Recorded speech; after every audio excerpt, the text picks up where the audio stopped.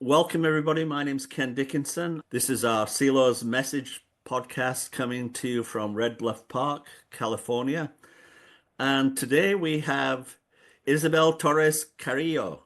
I think it's about 10 years ago since you were here in Auckland helping to build CELO's Message community, which is still going to this day. You know, it's a wonderful success. And so we remember you coming here. We always loved you being here, and we got to try and encourage you to come back sometime. So I just wanted to talk to you about this little publication you sent out, Comments on CELO's Message. I think you did it last October, and I found it really interesting, Isabel, because it was kind of unusual when I read it. I've seen a lot of things come down the wire, so to speak. But you wrote it as a letter to CeLo as though he's still alive. And I thought that's interesting. And he's been gone 15 years now, but for you, obviously not. So I wanted to ask you, CeLo's obviously not dead for you. He's very much alive. And I always felt when people die, you have to form a new relationship with them. That they don't really die, you just have to establish a new relationship. So I wondered if you'd talk a little bit about why you took that approach. Well, do you want the short answer or the long answer? The one you connect with the most. I'll start with the short answer, and then because I tend to be a little bit rigorous on the things that have to do with CeLo, if you want to, I'll give the longer answer. So the fact of writing to CeLo, it kind of like came up.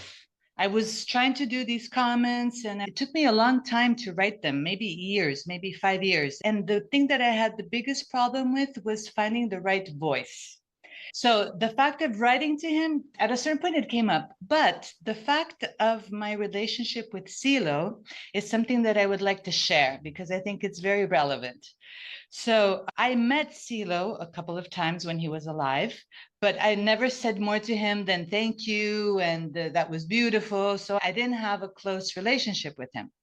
But many of my friends and acquaintances, especially when I lived in Chile, had very close personal relationships with him. You know, they were his friends, people that had traveled with him and knew him for many years. And for me, my situation was different than theirs. So then we come to the 16th of September of maybe 2 years ago, and I had long COVID. And when I had long COVID, it was very strange for me because I would be kind of fine, and then out of the blue, I would feel very, very tired. I couldn't function. And it was the anniversary of CeLo's death. And we lived close to Manantiales, to the park in Manantiales, like the one in Red Bluff, but in Chile.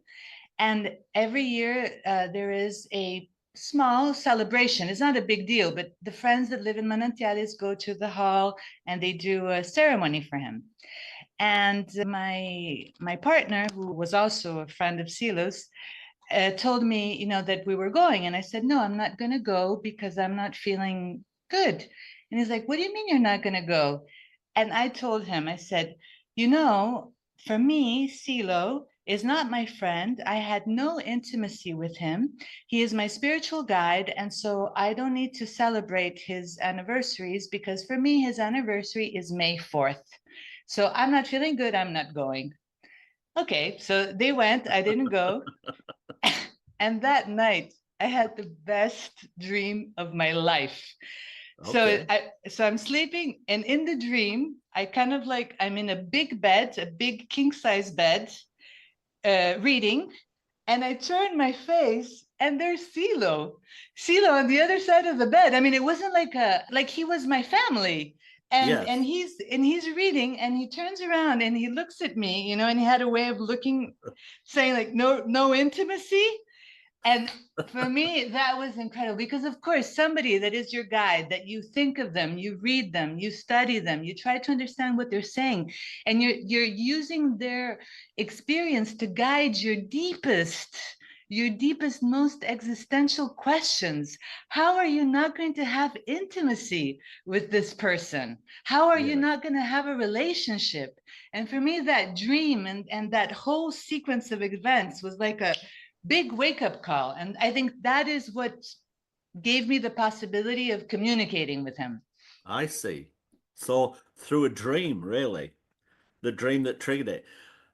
Is that the short version or the long version? That's the short version. Okay. Okay, I gotta hear the long version now, No, please. the short version is the most interesting thing. Okay. All right. Yeah. But the long version was just this difficulty that I had because I wanted to write these comments as a reciprocity to Silo. No, because Silo had Yes. said that he would have liked that there be many comments, and he talked about the free interpretation, and he Right. really wanted Right. very different things, and even Yes. clashing.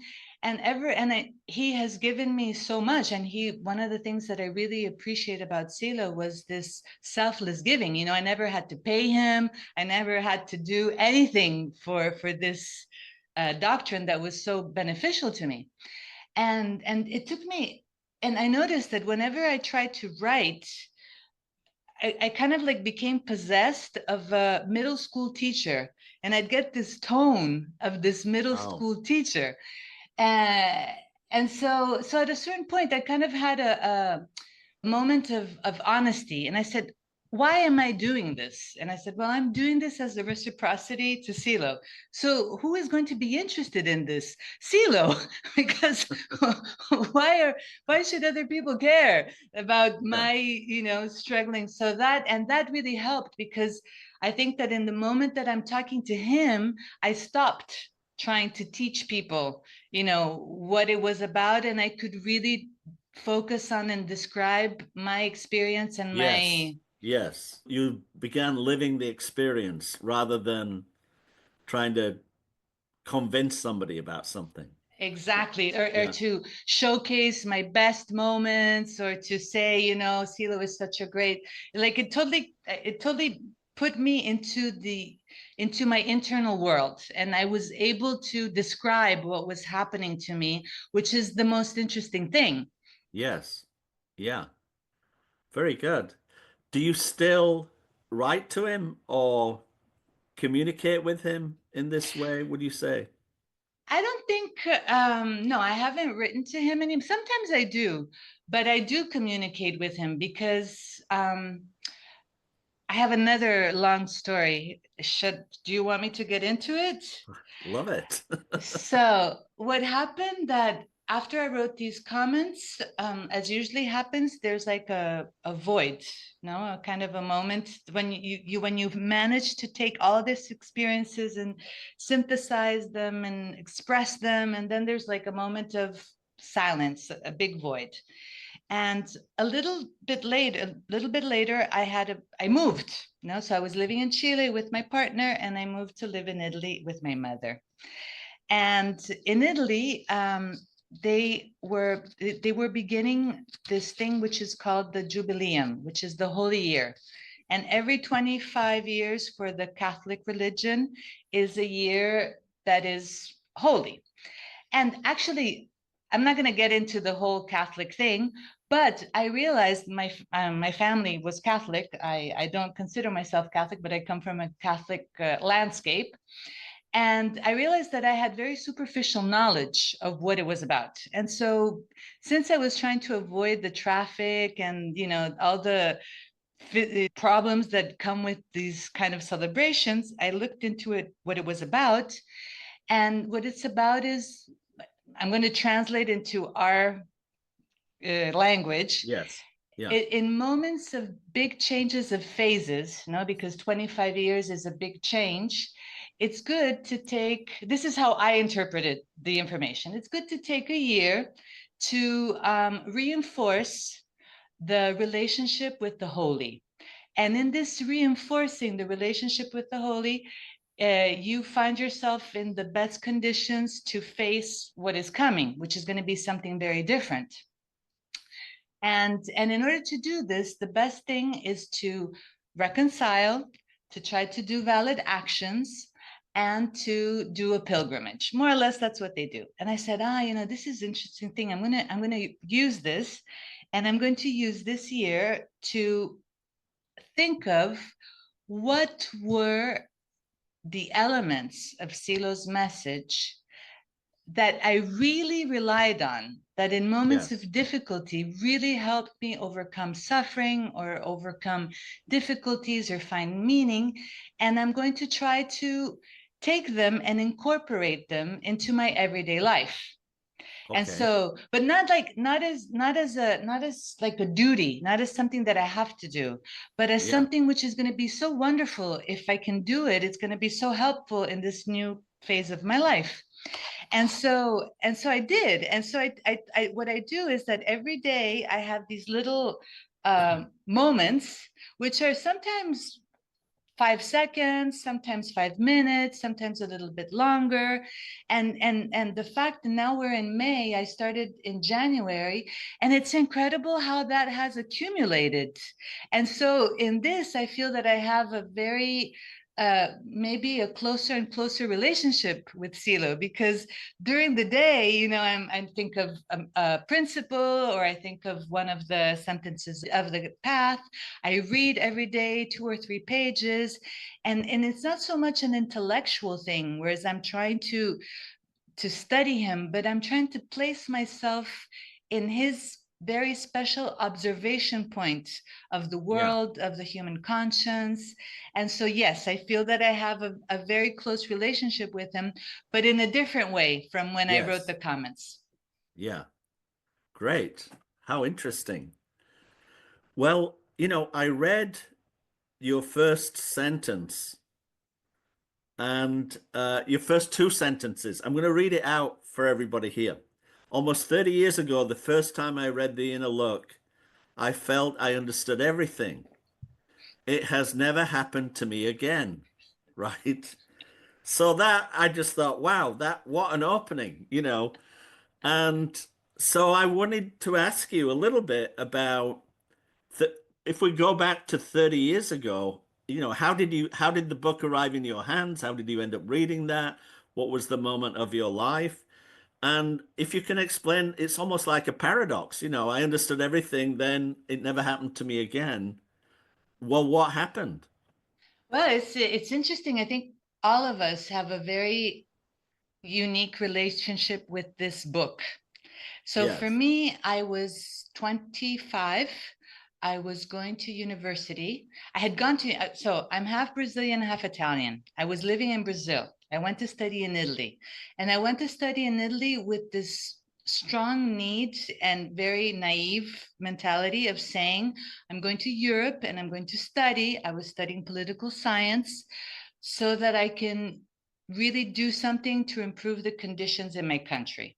And in my case, it was especially, um, for me, it was very painful to see so many children on the streets. It can't be, this can't be obligatory, it can't be mandatory that we live with this situation. So I'm going to go to Europe and I'm going to find out what I need to do, what we need to do to improve this, to change this.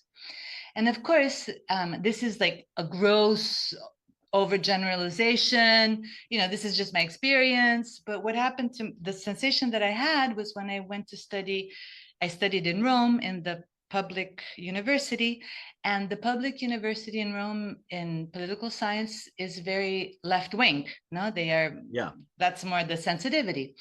And what I found is these people that are kind of depressed because their project didn't work out. And what they're saying, they're not really saying it, but they're kind of like, it's kind of like the atmosphere around the university is don't do anything. The things that you do, they're not going to work. They're going to make things worse. So, concentrate on yourself, on your job. Don't have like big social projects. Yes. Don't try to change the world because it's not going to work. And I'm like, I did not come here from Brazil to listen. I mean, it's not just Yeah. because your project failed that, all of us have to stand there without doing anything. And in that moment, when I was actually finishing university, I met uh, a group of people that were doing a radio program for Latin Americans of the humanist movement, which was how, how the activities were articulated at that time. And they invited me to come. And well, the story is too long, but basically at a certain point, I get the book, which at the time was Humanize the Earth. And Okay, I yeah. think maybe I had some concerns, I was like, well, who are these people from South America? And, they're very, because nobody talked of them, they weren't actually, yeah, they were kind of like marginalized a little bit. They, the right didn't like them and the left were suspicious. And so Yes. I had kind of like, I was a little bit ambivalent. I wasn't really sure. And so somebody gave me this book, which was called Humanize the Earth at the time. And when I read it, I was like, oh yeah, totally, I totally agree with everything. Oh, okay, this is fine, this is great. And that's Yeah. it. And then it was so crazy for me that as I was more as I grew to learn more about Silo's teachings and his doctrine, and I started rereading the book, I started having so many questions, and I was like, what? And what is this? And what does he mean by, what is the force? And what does he mean of the double that can be projected? Yes. And what does he Right. mean about that it's quicker? Almost I had lots of questions. And it's actually funny that in those moments when I had more questions, he would actually I don't know if I don't think he did it himself, but he would allow people to share comments. So there were the comments in Drummond in Yes. 2000, and Yeah. they came right in a moment where I was, very concerned of trying to understand what he was saying. And then Yeah. finally, after he died in 2010, I was like, oh my God, I never asked him, or I never asked anybody to ask him about these concerns, these things that I didn't understand. And it was like the first time that I realized that I had never really made the effort to to try to understand his message without thinking that I already knew what he was talking about. I don't know if that's clear. I always thought that I knew what he was Yes. saying. And so I could Yeah. never, kind of like the Zen master, that if Yeah. your saucer is, and I could never really empty my mind and try to approach him with, new eyes. Yeah. Uh, is it a little, sometimes people say it's a little bit like an onion, Yes, yes. you know, like you were on the outer layer and then you start to realize, wow, there's a lot more layers to this that I need to understand here. And Yes. so that's so interesting that you left Brazil to go in search of inspiration for a social problem there. You didn't find it where you expected to find it. And then you had to negotiate this sort of cultural pressure that these guys are isolated and but I'm going to go and talk to them anyway, right? Yes. Right? So Yes, you but actually it was incredible because what really first it was funny. One of the things that at the time was funny to me was that I went to Italy to find an Argentinian spiritual guide. It's like I could have stayed in Brazil. right. And Like the story of the alchemist. exactly like the story of the alchemist. But also, one thing that I think it's important to say is that the reason why I read the book was because everybody that I met in this milieu treated me very well. And so Yes. that's what Yes. that's what Yes. the reason why I gave them a chance wasn't Yeah. because intellectually I understood the book. It Yes. was That because happened to me also. Same thing. Exactly the same thing. Yeah. Yeah. Well, in this opening paragraph, on the first page, you introduce this sort of it not being a linear process, and which I love. It's more for me. It's always like going around, like a spiral in a way. And I learned so much from that book that I use it in my teaching, actually, the same method. But then you give us another provocative couple of sentences at the end. If you don't mind, I'll read it. I became aware of the purpose of what I was doing, And I was able to verify that, although I had forgotten it after formulating it. In the end, I found what I was looking for, what I had set out to achieve. Then later, it faded away, right? Yes, yes. Could you talk about that a little bit? Because I think that's happened to all of us, Isn't probably. it? Yes. And that's something funny. Many people told me that even though what I wrote was so personal, it resonated with them. And that's also a paradox, that the more you describe what happens to you, without worrying about the other person, the more the other person says, oh, the same thing happened to me. Right, right. So what happened, I'm going to give you, since it's for your community, I'm going to give you all the details because I think that people, maybe they will be able to relate. Yeah, So what happened was so first, one of the difficulties that I had, and it was incredible how long it took me to overcome it, was that in the second chapter of the book, Silo says, if you want to understand what I'm saying, the best thing is to meditate something like thoroughly and patiently. yes, And I couldn't do it. yeah, I couldn't. Even when I was reading the book, it was never thoroughly and patiently. It was always impatiently and yes, superficially. yeah. I just couldn't do it until the pandemic. And Okay, so yes, and so what happened was that right when the pandemic started, Nicole from New York, she had done the 7 days with the asking. yes, And yeah, so I had helped her translated, and it was March, and I was kind of like in the test group of the people who were doing it.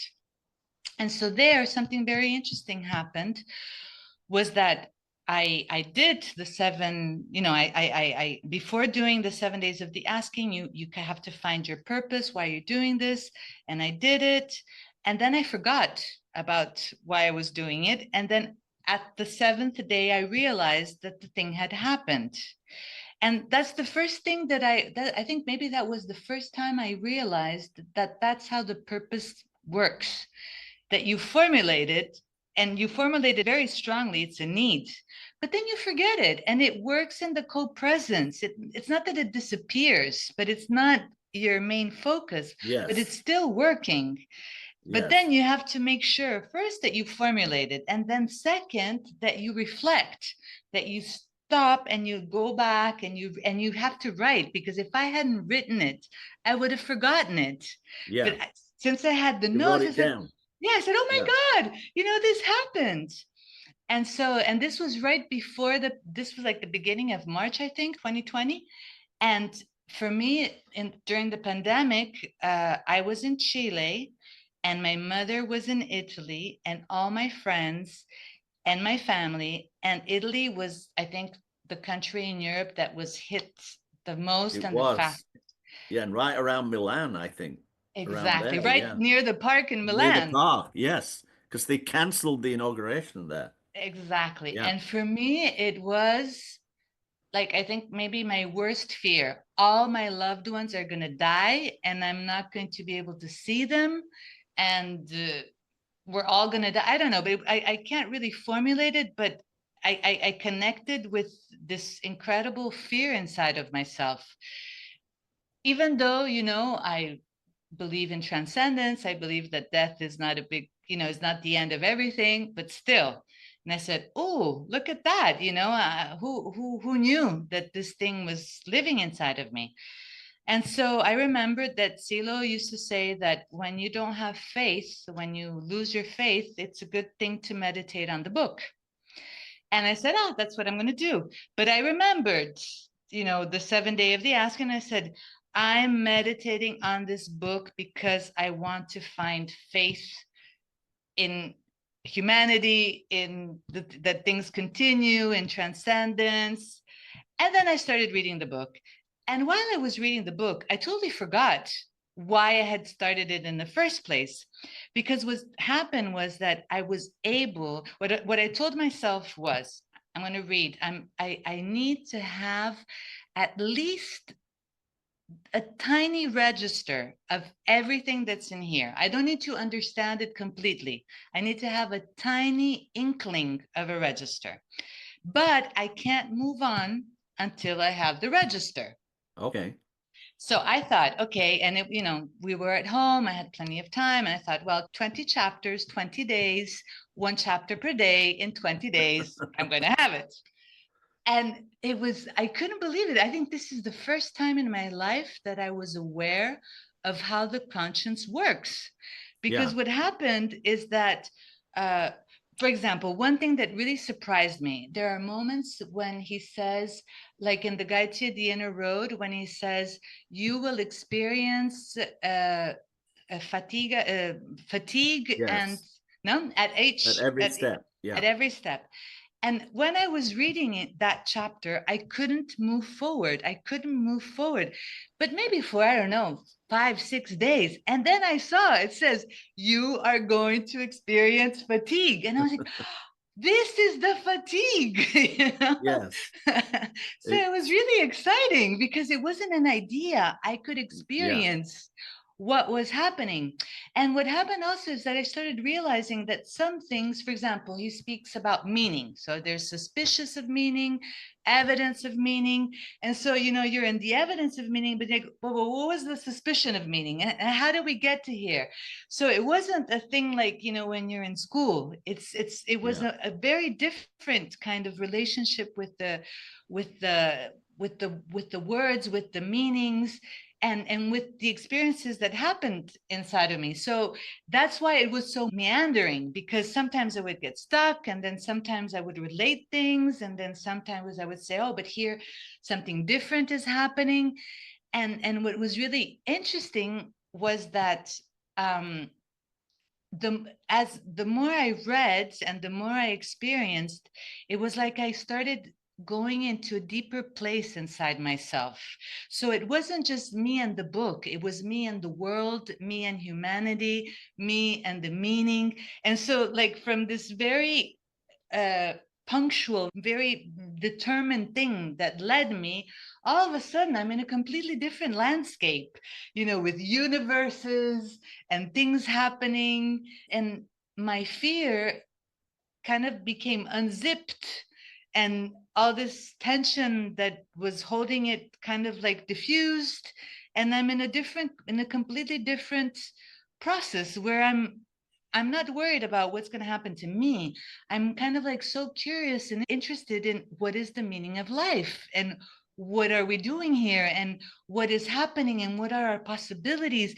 I can't explain it better than that, but it was like Yes. I became a different person in the while I was reading it. And when Yes. I finished, I was like, wow, and I was a completely different person. And I had overcome this fear, and I could find the meaning, and I could find the faith. And I also started seeing things differently. So I could see a bunch of relations that before I couldn't, and I could see how things were connected together, and how there were processes that I couldn't understand, but I could experience them maybe as they were happening. And I thought, wow, I'm never going to leave this place. And I did. So, so you got more connected with yourself and the world, and you began to comprehend more, and then you weren't there anymore. No. Right. And And I don't know how, it's not that I had like because sometimes, it wasn't yesterday, today I woke up and I'm not there. Was it a slow movement in the other direction, like a pendulum almost? I think so, but I think that with a kinder look, I don't know if at that time I saw it this way, because this had happened to me many times. But I Okay. remember that in that occasion, I wasn't desperate. It didn't happen as something like, oh no, because the first time it happened, I felt like that Adam and Eve, when they're Yeah. taken away from Eden. I was like, oh Yeah. no, what did I do? I lost Yeah. my inspiration. No, this time it wasn't like this. This time I was in a more, and what I think is actually not, I don't think that I lost it. I think that I integrated it, and this kind of like made space for other issues that needed to be addressed. I see. Well, that's interesting. Yeah. So very good. Yes. So that was good because of course, you know, we want to possess things, but if possessing things isn't what we're supposed to be doing, if we're supposed to be learning and sharing and Yeah. growing, So you okay. started growing and Yes. evolving. Could you put Yes. it like that? And a side product to that maybe is it's like a river, not a highway, Exactly. Yes. got But you twists know, and that. that sounds fancy. Whereas what I really experienced, yes, it's true. I did grow and I did evolve. But what I experienced was like, what? You know?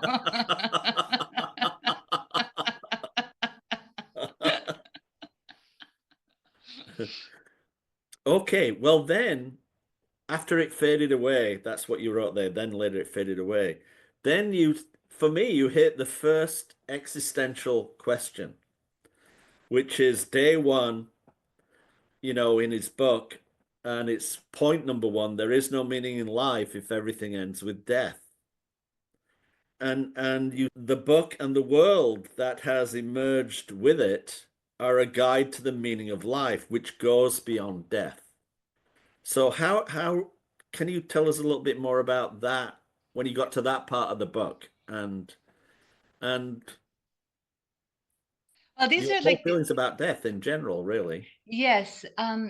See, that's very tricky. I think that the best thing I can say is every time I have approached none, every time I have focused on the meaning of death, you know, saying, okay, so now I'm going to put my attention in what is transcendent, what Yeah. overcomes death. You know, and I kind of like with a kind of like this Yes. mentality.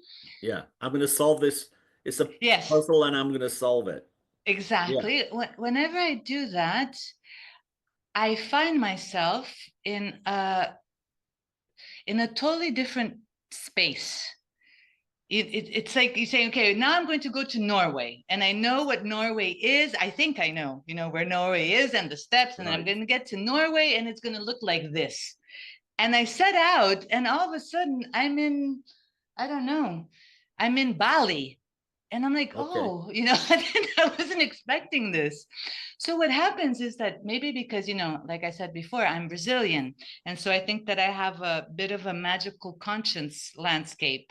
And so I imagine that, you know, when I connect with transcendence and also I have a very Catholic background. So I think that I have like these images that have to do with, I don't know, I'm going to become a saint and I'm going to be very luminous and I'm going to be kind all the time, or I'm going to, you know, do extraordinary things.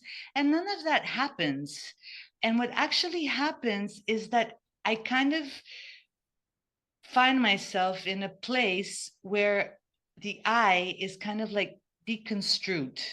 Whereas my I is not so, what actually happens is that I don't know exactly what's going to happen after I die, but I don't really believe that my I exists. And so I'm not so worried.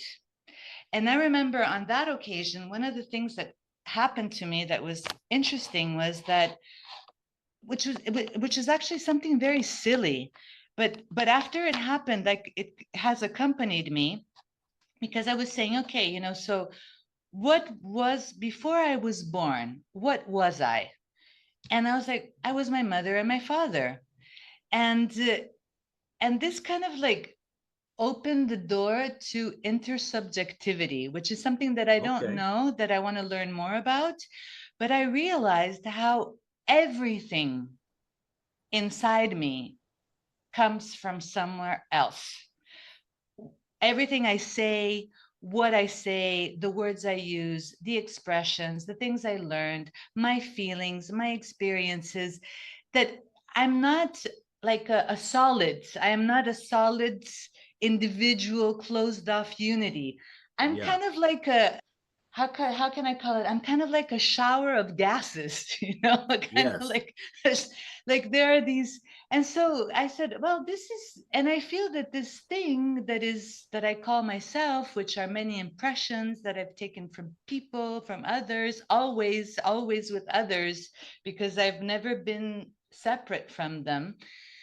I think that, well, this, and especially reading in reading Silo's message, it kind of like takes you away from the worries of everyday life and how you Yes. Yeah. perceive everything as very, has to be yours and it can't change.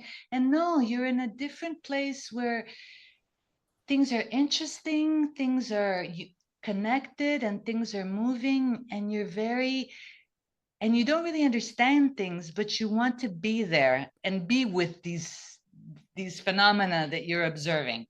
And that's what happens to me. So unfortunately, I can't tell you guys what happens when you die.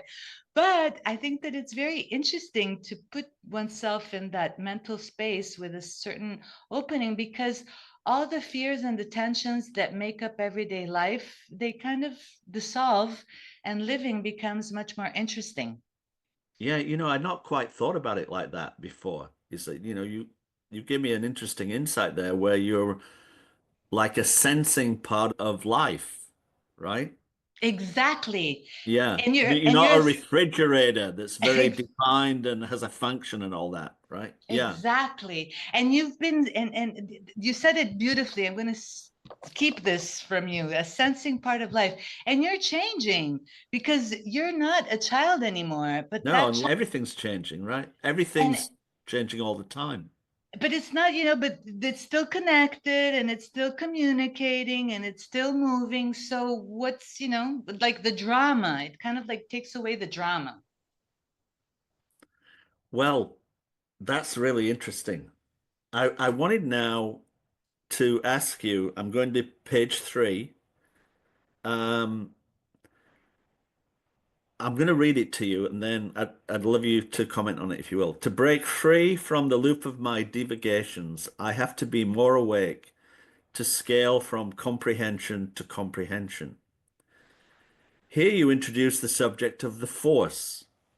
And this, for me, this, after there is no meaning in life, everything ends with death. For me, always the force is the change agent in all this, I feel. So here you introduce the subject of the force. The force is necessary to continue ascending. It circulates rapidly throughout the body and influences its functioning.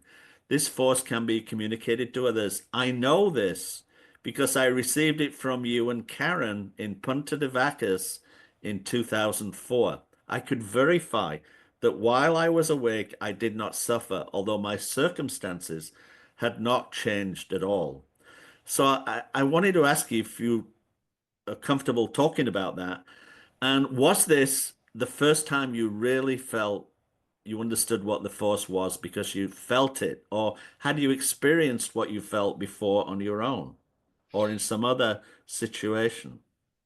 No, I had experienced the force, but I had never experienced it like that, because I think that the force is a sensing, because one of the things that Silo says is that images are not things. And so that's something, he says it in Contributions to Thought, and he says that the naive psychology thinks that images are things. So the force is not a thing. It's a, I don't know what it is, but it's not, it's kind of alive. And I think that Yeah. when we connect with it, we experience it in different ways. So that being said, what happens, and if you don't mind, I'm going to run on a little bit because this Yeah, please. introduces what is the main, the main, my main moment in this moment is this. So when I read, in that time that I read the book, what I understood is he's talking about the non-meaning of life, and he's saying the reason why you experience the non-meaning of life is because you're sleeping. In order to experience the meaning, you have to be awake. But in order to be awake, you need the force. You need to be able to control the force, because it's not that you don't have it, but it's going all over the place. And you need to be able to keep it together so that you're awake and you can see the meaning of you can see it for yourself. You don't need somebody to explain it to you.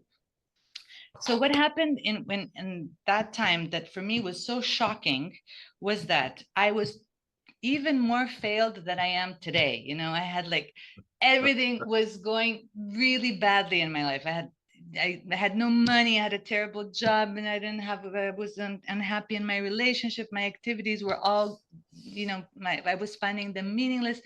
I was really in a rut. And I was in such a bad shape that I remember I bought my ticket with my salary. So I wasn't even gonna, when I came back to Rome, because I was living in Rome, Punta de Vacas is in Argentina. When I came back, I was gonna have to figure out how to make money to pay my bills. I mean, Yes. it was that bad. Yeah.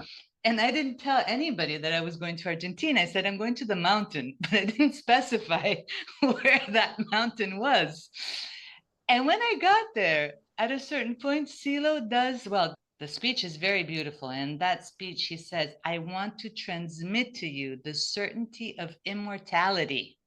And so, already, if, imagine you're there, you're totally failed. So you're open and you're listening, and he's telling you all these things, especially this, which he's saying it so openly. And then him and Karen do this imposition. And then, Ken, I experienced joy, but a joy that was round, a joy with no angles, with no tensions, a pure growing joy. And I said, how is it possible that I feel so joyful? And, my job sucks. I have all the problems. And look, and for me, this was something that it's true what he says of the experience, even though I forgot, but I still know, even though I'm not going to say that Yes. Yeah. so Yeah. for me, and I had never experienced it like that with such strength and clarity. And that for me was one of the milestones of my process. Wonderful. Later on here, it's in relation to the force again. So this is actually on page 5. I do not experience the force so often, despite many years of practice. And you say, because my emotional behavior is fragmented, I'm not very relaxed and I still have difficulties with the dynamics of images. This is why I have to destroy the contradictions so that the force can circulate. You sort of explained that. I know from talking to other people that people suffer over this part of the book, that you're, where he says in the book there, it's because your emotional behavior is fragmented, and people suffer over that, right? They think, God, is there something wrong with me? What have I done? I've messed up again, kind of thing. Uh, do you have those thoughts sometimes, or how do you deal with that particular challenge, I would say, there, of the Um, perceived emotional fragmentation? so I think that there are two things. One is I don't suffer for it, because what I find is that if I am honest with myself, if I am honest with myself, with my shortcomings, if I see them and I don't try to hide them and I don't try to make believe that they're not there, I feel closer to myself. And feeling closer to myself, I'm not suffering, because I suffer if I reject myself, if I condemn, if I'm like, oh, I'm that Yeah. is no. So I think that Yes. for me, one of the important things of my process has been being honest, and being honest, not in a judgmental way. It's just saying, okay, we did our best, but this is not working, or it's not working. And this is like another thing that also really helps, which is, this is something that Eduardo said once to his friends, and for me it was so helpful. He said, it is because of the noise of the outrageous expectations that we have that we are not able to see the indicators that are clearly in front of us. Yes. And so that's something that also changed after I read the book of the message and other things happened. And at a certain point I said, no, even though it's not like I expected, because of course I expect every time I experience the force to be like 2004, and it wasn't, Yes. because the force is Yeah. always different. When he did a very beautiful ceremony in Atiliano, and he says this soft force, and I felt the force there as well, but it was a Yes. very different thing. So so for me, I what I believe, like, I think that there's a holy trinity in the message, which is this: in order to be, in order to in order to live a life in the meaning, you must control the force. In order to control the force, you cannot afford to be resentful, to be envious. You can't afford it. When you go there, you have to find a way to quickly get out. Yes. And you need to control your images, your energies, and your thoughts towards helping others, towards, because you are a sensing thing in the middle of sensing things. And if you're pushing everything forwards, this gives an incredible feedback. And all of a sudden you have these, but it's not mechanical, because I also failed in that. There was like a moment where I was so energized in this process that it was really easy for me to help people, and I would feel more force and more help, and all of a sudden I didn't anymore. So there's nothing that is like, there's nothing mechanical in this process. No. But the point is not that you feel the force. The point is that you can help other people, that you can move things along. Yes. Right. It's Because not a possessive act, right? no, and It's it's a not for you, because transformative act. exactly. And the reason Yeah. why your emotions are fragmented is not because you're a bad person. It's because you're living in a violent world. So how are you going to be able to, how are you going to be able to be happy and joyful all the time with all the violence that you experience and that you see? So it's not a personal problem, but it's Well, something that you have to yes. deal with. You can't Yes. make believe that it's not there. No, but people shouldn't beat themselves up over it. And No, it's not their fault, but they have to find a way to deal with this, and so that yeah. it doesn't drag them down. Because if not, you're totally overwhelmed by the difficulties in the environment. Well, this is, once we've sort of arrived to the force, and then in his chapters there, he talks about the meanings beginning to arrive, right? The evidence of meaning.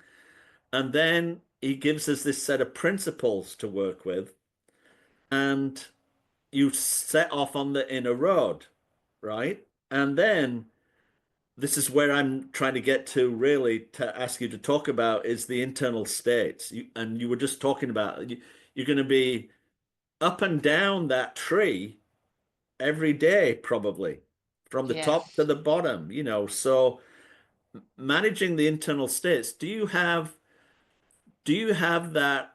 I use that, the diagram of the tree. Rafa did a lovely drawing of it, almost like a roadmap, where I can say, oh shit, I'm on frustration. I better first I better walk around the block, and then I better do something interesting, otherwise I'm going to start blaming everybody for everything and slide even further down.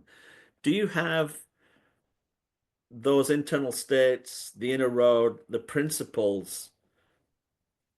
Do you feel they're inside, they're a living part of you? How have you managed to incorporate all that, would you say?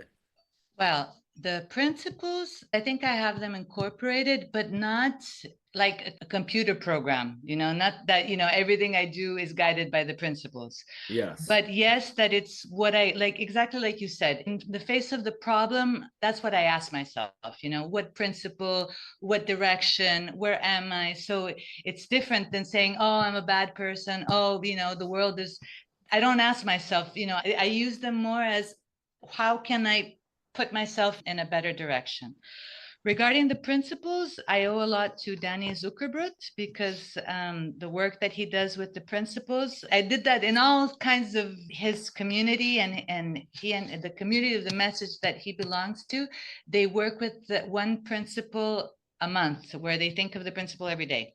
And I do that too, but I've done everything with the principles. And one thing that I did that was very helpful to me at a certain point when I was in Chile during the pandemic, I was taken to a sanitary hospital because I was on the flight, there was somebody with the virus. And for me, this thing, I felt that it was an injustice because, they should have taken me and Rafa because I had already been with him. But like the business side of things always kind of comes up. And it brought back memories of my landscape of formation, with the dictatorship and people taking you and you don't have any. And I realized that I had like this big illusion that I control things, and nobody controls anything. And so I realized that I needed to, that this thing that I do, which is when I have a difficulty, I rely on the principles. I said, no, I need to be able to have the principles so co-present that they come out by themselves. Okay. And Yeah. so I'm not gonna. So what I did, I really worked a lot in thinking about them every day. But another thing that happened, I'm not gonna get into a lot of detail, but it's interesting because this thing with the principles led to what I hope will be the next comments that I write, which is, I said, but what if I used I wondered, are the guided experiences based on the principles? Or better, if I, instead of using the guided experiences to help work out problems in my past, could I use them as a training for my future? That in future situations that look like those experiences, I'm going to give the answers that, are connected there. And yes, that's how it is. And so what happened is this kind of weird relationship with the book of the message that happened to me was actually amplified because from the inner look, I went to the guided experiences, and from the guided experience to contributions of thought. And in asking myself the questions that came up from my experiences. And I realized that in the transmission of the message that is in Silonet, when Silo explains the message, he says that his whole doctrine comes from the inner look and the healing of suffering. And now that I'm almost finished looking for the registers in all of them, I can see it's true. I can feel the continuity of my searches going through all these books. And the starting point was the principles. Regarding the guide to the inner road, I worked less with that, but I realized that I think that is kind of like a signpost of everything else. It's, if you're working with everything else, you're going to find yourself in a situation where you're going to realize where you're going. So what I realized is that I experience envy, I experience jealousy, I experience abandonment, but I don't let myself linger. And I don't have to tell myself, it's not like an intellectual thing that I say, oh no, we're feeling jealous, let's get out of here. No, I feel rechazo. I feel uncomfortable. And so I find a way. Yes. Sometimes I like to say, I know what my next best move is. I'm Exactly. aware of what my next best move is. Exactly. It's like when you're in a city that you don't know, and all of a sudden you're in a neighborhood that you feel uncomfortable in, and you kind of, you get out of there. Yeah. You're Yeah. Yeah. So that was very helpful. And regarding the internal states, those are the most interesting. I spent a lot of time there because they're so, he says two things in the introduction, which are so true. And they're so, you really have to, I really had to work hard to develop the sensitivity because you are trying to connect with the atmospheres in which you are constructing reality. So this is kind of, it's not, it's not something in your face. It's something that it's, I'm still a very beginner, But this I was able to appreciate, that I had to learn. I had to make an effort, like people who listen to music or who are cooks. You have to develop a kind of sensitivity to something. And the other thing he says is they are all connected. And that is so difficult to Yes. keep present. It's very easy to think that, when you're someplace, you're not also someplace else, because the simultaneity of things, the fact that things are happening all together, is another effort that we have to, open Yes. ourselves, because we still Yeah. live in a step-by-step world. But what I would like to share of this, which I think is funny, but it can also be maybe I don't know, maybe hopeful for people, is that uh, what I do is every week, every day, I take a little bit of notes of what's happening to me. And every week I look through these notes to kind of chart my course, right? And after I did it for a while, at a certain point, I realized that until now, I don't know if things are going to change. Every month, I have a really good week, a week where I'm inspired and happy and kind of like I feel that things are going as I would wish them to. Then I have a week that I'm kind of sliding. Then I have a week that is terrible. And then I have a week that is better. But the funny thing, Ken, this happens all the time. But the funny thing is that the week that is terrible, it's not that I say, oh, look, I'm in the terrible week. No, it's the week of I have never understood anything. I'm Yeah. never going to be able. And so there I can really see the cycles of the force, because in Yes. the week that I'm awake, more awake, and then the week that I'm less awake, when you're less awake, there's no way. So when you're not awake, it's okay. You're gonna forget that one day Yes. you knew, and that's fine, because it's gonna pass. So if you don't start digging, you're gonna get out of there again. Yes. Lovely.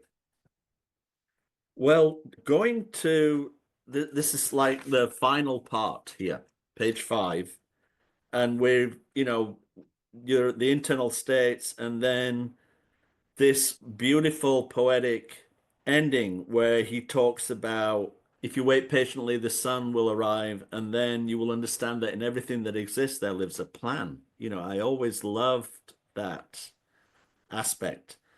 And I can never give a definitive answer to what that means. It always operates on me. In everything that lives, there exists a plan. It always is operating on me. That's what I love about that statement. And then he goes on to say, from there, one does not fall, one descends voluntarily. And then you have your final provocative statement here. I would have sworn to have arrived there once, but that is not from where I am writing to you. Right? Could you talk about that a little bit? Well, I think that's also pretty much a common. I think that's a common experience, that uh, every time it's like you go through the search, and you start the search with a big need, and then you kind of like, face what you need to face, you overcome resistances, you learn, you grow, and all of a sudden, boom, you have this moment, at least for me, that I can see that everything has a plan. I can't see the plan. No, it's not that I can tell you, okay, this is what's happening, but I can tell, because it starts, he says, we're going to convert the non-meaning to the meaning. And it happens. And you see, there is meaning. I don't know, I can't explain it, which is what I Yes. thought would happen, but I can really feel and experience that there is meaning. And then all of a sudden, and that is not an intellect, it's like your whole being feels that. And it feels that in the past, in the present, in the future. It's like an experience that totally, there's like no part of you that doesn't see that. And then all of a sudden, that's not where you are anymore. And so I question, and this happened to me 3 or 4 times, and it happens to me every time that I do a kind of sustained work with the message. Like the year that I meditated on the principles, the months that I meditated on the path, the months that I meditated on the inner look. Every time I do this kind of like journey, that I take something and then I go through it. I end in this place where there is the meaning. But then all of a sudden, I'm not there anymore. And I don't know why. One thing that I said is that this thing is dynamic. So I think that it's just that there are different, and Karen is a person who talks about this, that the inner world is so infinite and it has everything. So you're shedding a light on everything. And so it's not that you've I don't know, maybe it's a new kind of quest that you have to go in, or like a deeper level that you are able Yes. to reach. But I also think, and in this might be mistaken, because I don't have an answer to this. This is like my question. No. I said, well, I thought I was there, but I'm not there anymore. So, where am I? Yeah. But one of the things that I believe, and if it's like that, it's okay, because it goes back to giving, that every time that I've experienced this light and this meaning, I've always wanted to share it with everybody. I'm not even going to say that I want to share it. Wants to, I think that it's Okay. Yes. both of us. I don't know. Yeah. And I think that is the price that you pay, that when you go down, because when Yeah. you're with other people and they're suffering and you're trying to help them and you're so frustrated because you can't help them, that you're going through those states as well. It's not that you're Yes. detached, you're going, and that's fine. For me, if the cost to say of helping others is fine, because the meaning is still operating. It's not that I doubt the meaning, it's just that I say, what a pity that I can't be connected to the meaning all the time. Uh-huh. But what the meaning wants to do is connect Yes. everything. So Yes. even though I don't experience these good feelings, I still experience the meaning of what I'm doing, and that is Yeah. enough. Yeah. And you have faith that it's just a cycle, right? So Yes. yeah.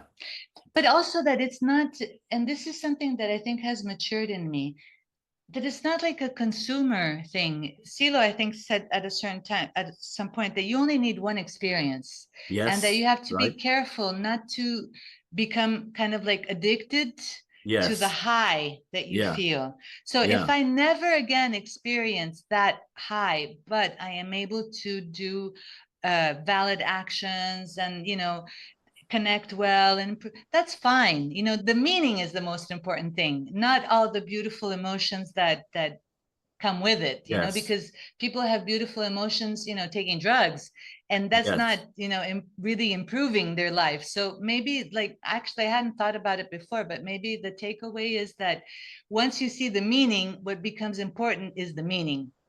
Yes. And that it's like a little treasure you discovered and now it was always there again, right? You've just have connected with it finally. Something like that. Yes. Yes. And the treasure is still there, even though you don't have Yes. the awe, it's still a treasure. Yes, it is. Lovely way to think about it. Well, I'd like, you close out the book, your commentaries on the book, and I'd like to read your closing paragraph here, which would be a great way to sort of wrap up the podcast, I feel, for today. And then perhaps we can talk about the experience part and the path at a later date. And I know our listeners will be looking forward to that based on what they've heard so far. So I'd just like to read this paragraph, if you'd like to comment on it then. There is an inner reality that, because it is internal, is no less real. I confuse the external world with the inner look, and it is up to the inner look to travel new paths towards the inner luminous center. As I bring you up to date, I try to find them. I thought that was a lovely way to end your writing to CeeLo there. It's like you're checking in. This is where I'm at. And you were just describing that previously about Karen's comment that the internal world is endless, right? And do you see it as luminous too? Yes. And actually, something happened to me because there are different experiences. There's the experience of reading the book, then there's the experience of writing the comments. And because when I started writing the comments, I didn't know what was going to happen. I was surprised by Yeah. what came up because it's the experience is alive. It's not like a refrigerator. And so thank you for mentioning it because I had completely forgotten it, but it's actually something that has happened after I wrote the comments. So you see how the purpose works, even though you forget it. That what happened in these last months, something has happened to me, which had happened before, but I didn't connect the things. And this is something that for me is very hopeful and that I'm very grateful. It's like a present that I received, which is this. The meaning for me, for my understanding, the meaning has to do with the fact that everything is connected and everything is growing. No? So we have a perception of everything separate and everything static, but the reality is that everything is connected and growing. And all of us are the sensing being that we all are, and that we are kind of like this vapors. We are mixing into each other and fading and transforming. We all have this luminous center that is our, I don't know, our home, what we're going to, the place of the meaning, God, I don't know how to explain it, but that is for me the point of connection between all of us. But it's very abstract. So you say, okay, great, but how does that help me? And what I've realized, Ken, which has been so interesting, is that when people are connected to themselves, to their purpose, to what for them is important, and especially to what they love, their eyes shine. Their eyes shine and their face Yes. changes. And you can see it, I can see it all the time. And every time I see it, I'm like, and so, and I used to see it before, but I couldn't, I didn't realize that this is what happens when the person is closer to their luminous center, that their Yes. eyes shine. And Yeah. so now what I basically, what gives me comfort and what moves me forward is seeing this light in other people, and this light kind of like feeds my light. And so Yes. I also, so it's like something that we're doing together, like we're an orchestra, of Yes. Right. Right. Well, I think this is a lovely way to finish. And I think, we'll look forward to the next chapter. But I think now, if you went in the bathroom and looked in the mirror, you would see your eyes shining, Isabel. Yeah. So, Yes, because I love you guys. For me, the experience in Oakland was so important. I have such a deep, true admiration for your effort, for your kindness, all these, the way you treat each other is so wonderful. And all of you are so low profile. You're so, how can you say, you're so laid back. ubicado. No, it's like you're so well put. You do your Yeah. work and you do it in a nice way. You're not martyrs, but you're not show offs, and you have a generally good time and you're caring.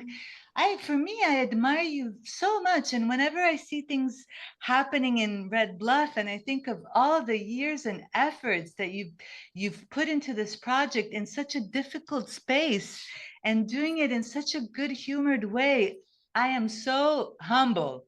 So, talking to you and even just being close to the reality of Red Bluff and of the message in the States is something that always brings me all good emotions. Well, thank you.